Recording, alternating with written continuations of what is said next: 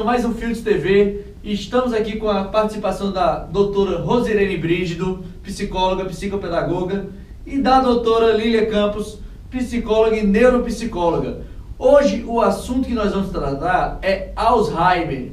Alzheimer pouca gente conhece, todo mundo sabe que existe, mas pouca gente sabe muita coisa aprofundadamente sobre esse assunto. Então aqui para explicar um pouquinho daquele jeito, de forma totalmente informal, como um papo de amigos.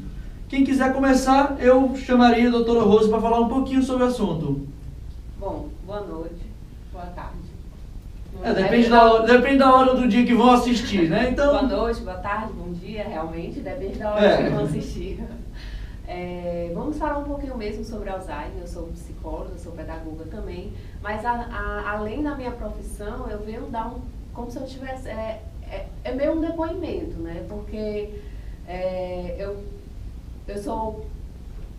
posso dizer, me nomear como uma cuidadora de uma pessoa com Alzheimer, que é a minha mãe.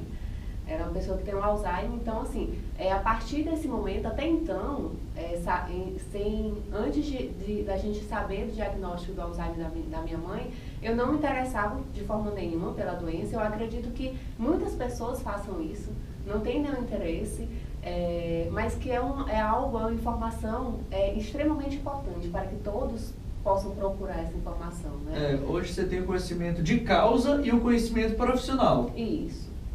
Tanto conhecimento de causa, por conta da minha mãe, que tem Alzheimer, como na minha área da psicologia, que eu até puxei isso também para a clínica, né? Então vamos te explorar muito hoje. É algo um pouco enriquecedor,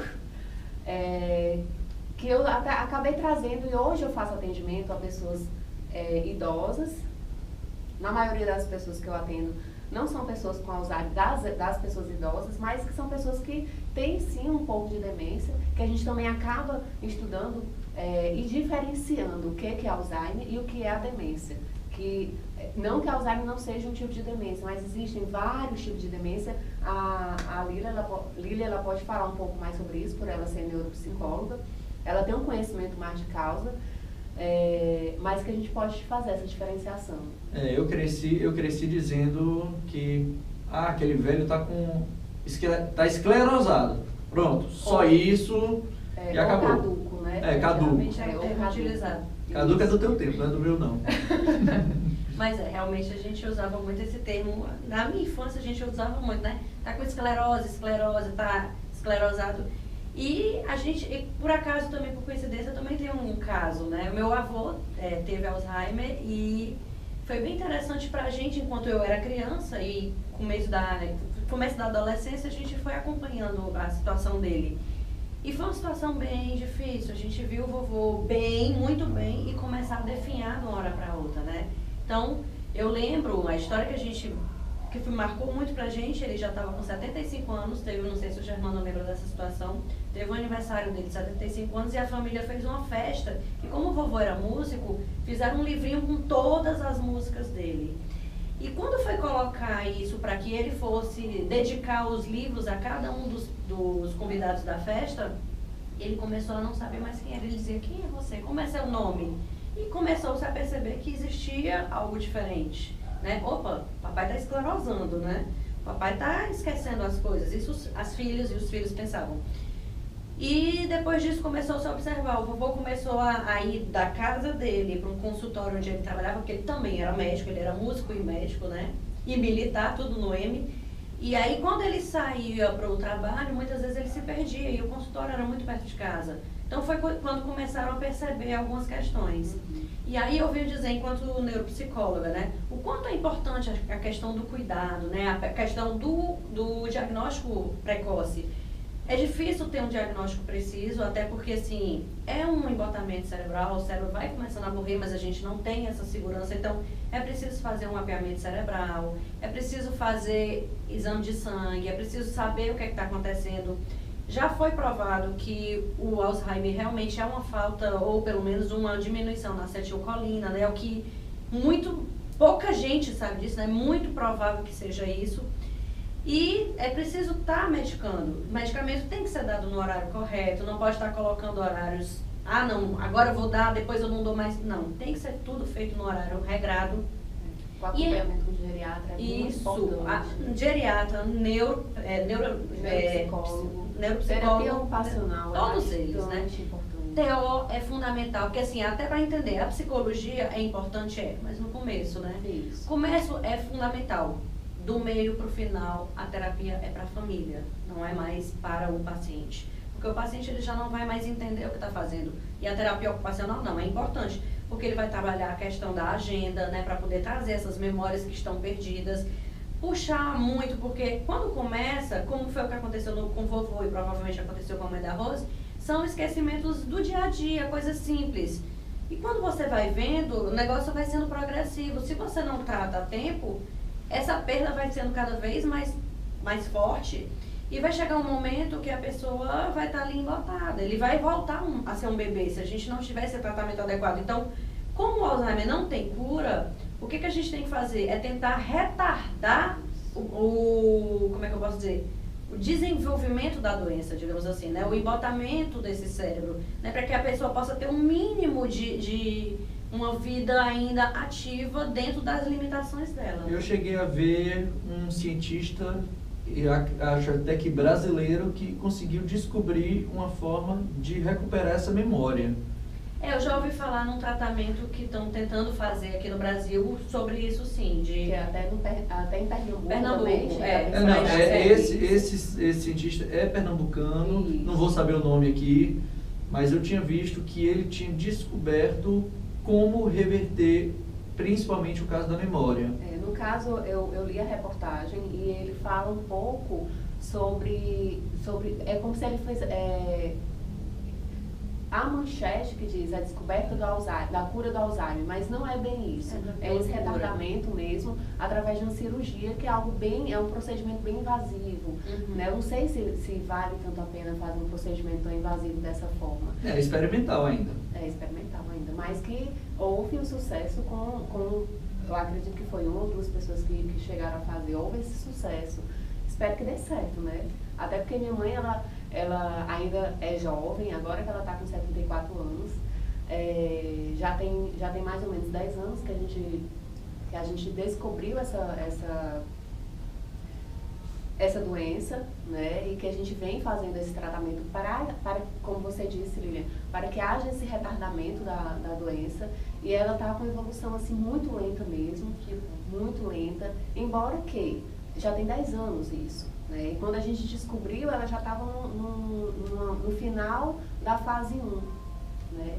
Que fase 1 é pouco. Não, a fase 1 é o início bem forte. Me diz aí a separação de fases. Hoje, segundo a geriatra dela, ela está entrando na fase 3. Né? A fase 1 são lapsos de memória. Onde foi que eu deixei minha chave? Aí ela fala. Isso daí minha mãe tá desde os 10 anos de idade, eu acho. Que são coisas comuns que a gente, né? Isso. Nós, assim, quando a gente está num nível de estresse muito grande, a gente também tem esses lapsos de memória. Eu esqueci eu não sei onde foi que eu coloquei minha agenda, será que eu fechei a porta? Isso são os primeiros sinais que são apresentados. O que chamou a nossa atenção nesses esquecimentos da minha mãe foi porque ela não era dessa forma, de forma nenhuma. Ela é uma pessoa muito ativa e ela começou a esquecer. Ela sempre gostou muito de fazer arranjos florais. Ela é uma artesã, né? Não é mais porque ela não utiliza, ela não tem mais. Ela diz que não tem mais paciência, não quer. Isso, perdoabilidade. Mas eu cresci com minha mãe sendo artesã. Fazendo arranjos florais, bolos artesanais, né? Bolos de aniversário, casamento. Então, ela sempre gostou de fazer esse tipo de trabalho. E quando a gente começou a perceber, foi porque ela ia para a loja comprar as coisas que ela fazia e ela não sabia o que ela ia comprar lá na loja. E a gente, poxa, mas o que é isso? Tão acostumada, né? Tão acostumada, como é que a senhora esqueceu isso? Pega aí, né? É estranho. Está acontecendo alguma coisa. A gente começou a pesquisar. Eu e as minhas irmãs começamos a pesquisar isso. E quando a gente levou ela ao médico, o médico, não, vamos fazer alguns exames, foi feito alguns exames e foi diagnosticado o Alzheimer em estágio inicial. Hoje, ela está entrando no estágio 3. Hoje em dia, ela já tem um lapso mais forte. Tem momentos que ela não sabe o que ela comeu, se ela comeu. Ela acabou de, vamos dar um exemplo, ela acabou de jantar, ela disse assim, eu estou morrendo de fome, vocês não querem comida. Eu estou com fome, eu quero comer. Ela faz isso. Outro momento assim, ela repete muito, ela repete muitas frases,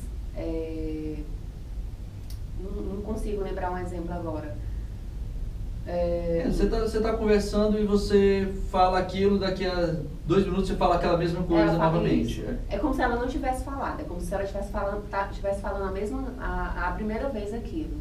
Então, é dessa forma. Hoje ela está nesse estágio que é considerado, está entrando no estágio 3. Sim, né?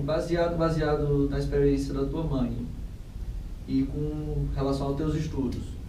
É mais fácil detectar quando é baseado na rotina do dia a dia, essas variações da rotina que você esquece de fazer coisas habituais, ou existe algumas peculiaridades que pode detectar em qualquer atividade, qualquer tipo de atividade? Não, é no dia a dia. Você não mais aquela rotina que você tem, que você começa a fazer diferente. Você Isso. começa a esquecer como você faz aquilo. Isso. Esse é o passo mais fácil de se detectar. Esse é o passo mais fácil de ser detectado, principalmente a família detectar, porque assim, o paciente, eu até lembrei agora do filme Para Sempre Alice, né, que fala do Alzheimer, do diagnóstico de Alzheimer precoce. Eu não assisti, assistam, viu? É isso. O Para Sempre Alice, ele fala de uma professora que ela começou a ter esses lapsos de memória que eu citei. Ela é ainda muito nova, em média de 45 ou 50 anos, que é considerado muito precoce. Um Alzheimer precoce. E ela, nesse momento, ela procura ajuda e ela começa a se perceber dessa forma, mas que com o tempo ela já não lembra de nada. E para que idade a gente deve começar a observar? Tem uma variação entre homens e mulheres? Não, eu nunca cheguei a pesquisar, mas eu acredito que não existe isso, não existe. Embora sim, o Alzheimer é considerado hereditário, né? Sim. A história da minha família é que uma tia da minha mãe, uma tia-avó, ela teve Alzheimer e a minha mãe agora tem, né? Meus avós, meu avô faleceu muito cedo, eu não cheguei a conhecer, eu não sei se ele poderia ter. E na época o diagnóstico era tão mais precário, né? Isso. Ia dizer, não, tá só o velho endoidou. Caducou. Tá caduco. Caducou, que era dito dessa forma. E assim, eu sabendo dessa pesquisa, eu preciso me trabalhar, porque o Alzheimer é considerado uma doença degenerativa, mas que a gente pode retardar isso, né? E que você está correndo o risco de ter, como nós corremos o risco de ter, porque nosso avô teve, nossa mãe pode ter, a bisavó teve. Então, a gente pode até alertar, observem na família de vocês, seus antecedentes, vocês, se tem um caso, você está propício a ter também, né? Não obrigatoriamente você vai ter. Existe uma porcentagem, uma estimativa, assim? Existe, né? Existe. No site da Brase, hoje eles estão colocando como 1,2 milhões de brasileiros com Alzheimer. E muitos não diagnosticados. Não, mas a porcentagem de hereditariedade... Não, de hereditariedade... Não, existe até uma porcentagem, mas eu não sei te precisar. Eu sei que o grau é alto, né? Então, assim, até uma coisa que é importante colocar com relação à história do filme, que eu me lembrei agora, é que o Alzheimer, geralmente, quando ele é genético, quando ele é hereditário, ele começa mais cedo, que no caso do filme foi isso. E uma coisa importante, que isso aí a gente vê muito na neuropsicologia, é que quanto mais reserva cognitiva a pessoa tem, mais tardio é o Alzheimer. Então, assim, sua mãe começou já com 60 e poucos anos, o meu avô começou com 75. Então, isso também tem muito a ver com o tanto de reserva cognitiva que a gente tem. Isso é, quanto eu estudei, o quanto eu tenho de memória. Então, tudo vai vai contribuir para poder diminuir esse tempo, quer dizer, aumentar o tempo de vida útil, né, e diminuir o tempo de doença, digamos então, a assim. gente pode já desde novo ficar trabalhando a memória. Começar a trabalhar a memória, sempre. Existem vários livros básicos mesmo para pessoas leigas, como turbinar a memória, como trabalhar a memória, como estimular a memória. Isso é fundamental. E lembrar uma coisa que é importante para diferenciar a memória de atenção. Muitas vezes chegam no consultório pessoas com a queixa, eu estou com problema de memória. E quando a gente faz a avaliação neuropsicológica, o problema não era memória, era basicamente atenção. Então existem essas diferenças também. O que é memória e o que é apenas desatenção. O nosso parceiro que fez o vídeo sobre fobia, o Alberto Delíssola, ele tem um canal do YouTube que é chamado Super Memória, que ele tem técnicas, ele tem técnicas de que ele ensina como você memorizar a carta, aquela coisa toda. Então, mandar um alô para o Alberto, que deve estar assistindo a gente. Entrem lá também, é uma coisa importante, tem livros. Ele tem um livro, Mentes Brilhantes, também falando sobre isso, que é bem interessante para trabalhar a memória. Nosso tempo está acabando. Tem mais coisa ainda para ser falado. Muita coisa. Esse tema é um tema muito extenso. Tem mais alguma consideração que vocês acham de suma importância que a gente pode tratar agora? Eu queria lembrar uma coisa, não sei se a Rose quer falar sobre isso, mas assim, não esquecer, os cuidadores, as pessoas que estão cuidando da pessoa com uma demência, seja o Alzheimer ou qualquer outra, tem que estar sendo tratados, tá? O tratamento psicológico é fundamental para essas pessoas, porque elas entram numa carga de estresse muito grande, elas estão sobrecarregadas com aquela pessoa, muitas vezes elas não entendem, então é necessário haver um esclarecimento. Tem o maltrato, né? Tem os maus tratos também, né? Isso e muitas vezes os maus tratos, assim, não é porque ela não quer cuidar, mas ela não entende, ela não sabe o que está acontecendo com aquela pessoa, acha que é porque a pessoa está fazendo porque quer fazer, e não é dessa forma. E não é pegar qualquer pessoa para cuidar, né? Isso, é importante que você procure um profissional, para que esse profissional possa te explicar como cuidar, o que fazer, isso. E, assim, e é importante lembrar que a Field Center está pensando na possibilidade, a Rose é uma das pessoas que vai estar encabeçando isso, um grupo para fazer um cuidado, né? Para ter todo esse cuidado, trabalhar os cuidadores, os familiares, as pessoas que estão envolvidas nisso, para quem quer conhecer um pouco mais ou para quem quer realmente aprender a lidar com essas emoções em relação ao cuidar da pessoa com demência. Então, fica a dica. Acompanhe a gente no site, que a gente vai estar postando, quando tiver o grupo formado, a gente vai estar anunciando no site. Entra no nosso site, curte nosso vídeo, compartilha. Qualquer informação que você queira, não esquece, manda e-mail para a gente, que a gente vai responder assim que possível. Eu vou agradecer a doutora Rosirene Brígido, a doutora Lília Campos, e ficamos por aqui, tá certo? Até mais!